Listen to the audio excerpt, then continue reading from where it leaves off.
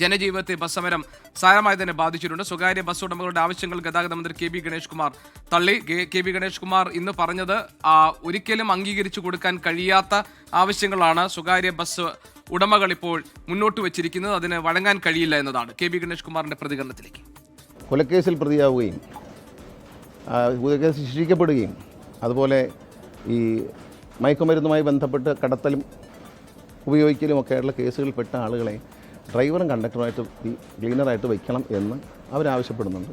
അത് പറ്റില്ല എന്നുള്ള ഗവൺമെൻറ് നിലപാടാണ്. ഞാൻ മേൽ പറഞ്ഞ 3-4 കുറ്റകൃത്യങ്ങൾ അതിൽ പെടാത്തവരാണെന്നൊരു സർട്ടിഫിക്കറ്റ് പോലീസ് സ്റ്റേഷനിൽ വാങ്ങിച്ചു കൊടുത്താൽ മതി. ഈ 4 കാര്യങ്ങളും ഉള്ള മിടുക്കന്മാരെ തന്നെ ഞങ്ങൾ വയ്ക്കൂ എന്ന് പറഞ്ഞാൽ അത് അംഗീകരിക്കാൻ ഗവൺമെൻറ്റിന് ബുദ്ധിമുട്ടാണ്. രാവിലെ എണീച്ച് കുട്ടികളുടെ ചാർജ് വർദ്ധിപ്പിക്കാൻ പറ്റത്തില്ല. കുട്ടികളുടെ സംഘടനകളുമായി വിദ്യാർത്ഥികളുമായി ഞങ്ങളൊന്ന് സംസാരിച്ച ശേഷം അവരുടെ കൂടി ഒരു സമവായത്തിലെത്താതെ നമ്മൾ ഇത്തരത്തിലുള്ള കാര്യം ചെയ്താൽ ഈ രാജ്യത്ത് സമാധാനം നഷ്ടപ്പെടും. 22-ന് അനിശ്ചിതകാല സമരവുമായി മുന്നോട്ട് പോകും എന്നാണ് ബസ് ഉടമകൾ അറിയിച്ചിരിക്കുന്നത്. വിവരങ്ങളുമായി സൂരജ് സജ്ജയുണ്ട്. സൂരജ്, ഇന്ന് യഥാർത്ഥത്തിൽ ഈ സ്വകാര്യ ബസ് സമരം കാര്യമായി തന്നെ ബാധിച്ചിട്ടുണ്ട് ജനങ്ങളെ, അല്ലെ?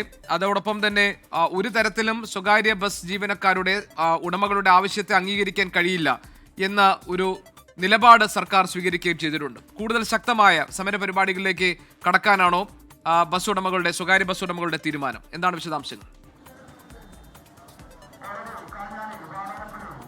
ഗോപികൃഷ്ണൻ, ഇപ്പോൾ ഗതാഗത മന്ത്രിയുടെ പ്രതികരണം കൂടി പുറത്തു വന്ന പശ്ചാത്തലത്തിൽ ഈ ബസ് ഉടമകൾ അടക്കം അറിയിക്കുന്നത് ശക്തമായ സമരത്തിലേക്ക് പോകും എന്നുള്ളത് തന്നെയാണ്. അത് അനിശ്ചിതകാല പണിമുടക്കിലേക്ക് നീങ്ങും എന്ന് അവർ അറിയിക്കുന്നുണ്ട്. ഇന്ന് കേരളത്തിലെ മുഴുവൻ സാഹചര്യം എടുക്കുകയാണെങ്കിൽ തിരുവനന്തപുരത്ത് സ്വകാര്യ ബസ്സുകൾ സർവീസ് നടത്തിയിട്ടുണ്ട്. പക്ഷേ മറ്റ് സംസ്ഥാനങ്ങളിലേക്ക്, അതായത് മധ്യ കേരളവും വടക്കൻ കേരളവും അടക്കമുള്ള മേഖലകളിലേക്ക് വന്നു കഴിഞ്ഞാൽ ജനങ്ങളെ സംബന്ധിച്ച് സാരമായി തന്നെ ഈ ബസ് പണിമുടക്ക് അവരെ ബാധിച്ചു എന്ന് പറയേണ്ടിയിരിക്കുന്നു. അധിക സർവീസുകൾ ഉൾപ്പെടെ KSRTC നടത്തുന്നുണ്ട്. ഞാനിപ്പോൾ നിൽക്കുന്നത് തൃശ്ശൂർ KSRTC ബസ് സ്റ്റാൻഡിലാണ്. തൃശ്ശൂരിനെ സംബന്ധിച്ച് 2 സ്വകാര്യ ബസ്സുകളാണ് ഈ നഗരത്തിൽ തന്നെ പ്രവർത്തിക്കുന്നത്. അതിൽ കൊടുങ്ങല്ലൂർ തൃശ്ശൂർ പാത എന്നൊക്കെ പറയുന്നത് എപ്പോഴും സ്വകാര്യ ബസ്സുകളുടെ തിരക്കേറിയ പാതയാണ്.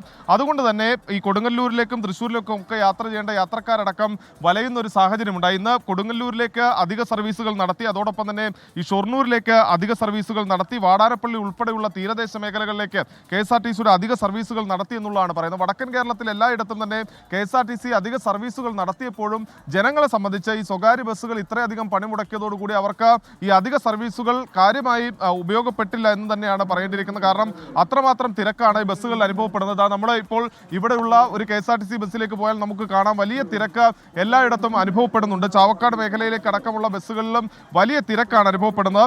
നമ്മൾ ഇതുമായി ബന്ധപ്പെട്ടുകൊണ്ട് സ്വകാര്യ ബസ് ഉടമകളുമായി സംസാരിക്കുമ്പോൾ അവർ പറയുന്നത് വിദ്യാർത്ഥികളുടെ കൺസെഷൻ സംബന്ധിച്ച നിലപാടിൽ നിന്ന് പിന്നോട്ടില്ല. അത് വർദ്ധിപ്പിക്കാത്ത പക്ഷം തങ്ങൾ ശക്തമായ സമരത്തിലേക്ക് പോകുമെന്ന് പറയുന്നു. അതോടൊപ്പം തന്നെ നിലവിൽ ഈ ബസ് ജീവനക്കാർക്ക് ഏർപ്പെടുത്തിയിട്ടുള്ള PCC അടക്കമുള്ള കാര്യങ്ങളിൽ സർക്കാർ ഇളവ് വരുത്തണം എന്നൊരു ആവശ്യമാണ് പറയുന്നത്. പക്ഷേ ഇന്നലെ ഗതാഗത മന്ത്രിയുമായി ഈ വിഷയത്തിൽ നമ്മൾ സംസാരിച്ചതാണ്. ഗതാഗത മന്ത്രി പറയുന്നത് സ്ത്രീകളും കുട്ടികളും അടക്കം സഞ്ചരിക്കുന്നതാണ് സ്വകാര്യ ബസ്. അതുകൊണ്ട് തന്നെ ഈ PCC പിൻവലിക്കുന്ന നിലപാടിൽ നിന്ന് പിന്നോട്ടില്ല എന്നുള്ളതാണ് പറയുന്നത്. കൺസെഷന്റെ കാര്യത്തിൽ വിദ്യാർത്ഥി സംഘടനകളുമായി ചർച്ച നടത്തി മാത്രമേ അതിലൊരു തീരുമാനമെടുക്കാൻ കഴിയുകയുള്ളൂ. ബസ് ഉടമകളെയും ബസ് ജീവനക്കാരെയും പരിഗണിച്ചുകൊണ്ട് അതിലൊരു തീരുമാനമെടുക്കാൻ കഴിയില്ല എന്ന് ഗതാഗത മന്ത്രി ആവർത്തിക്കുകയും ചെയ്യുന്നുണ്ട്. അങ്ങനെയെങ്കിൽ അനിശ്ചിതകാല സമരത്തിലേക്ക് പോകും എന്നുള്ളതാണ് ഈ ഘട്ടത്തിലും സ്വകാര്യ ബസ് ഉടമകൾ പറയുന്നത്. ഗോപികൃഷ്ണൻ.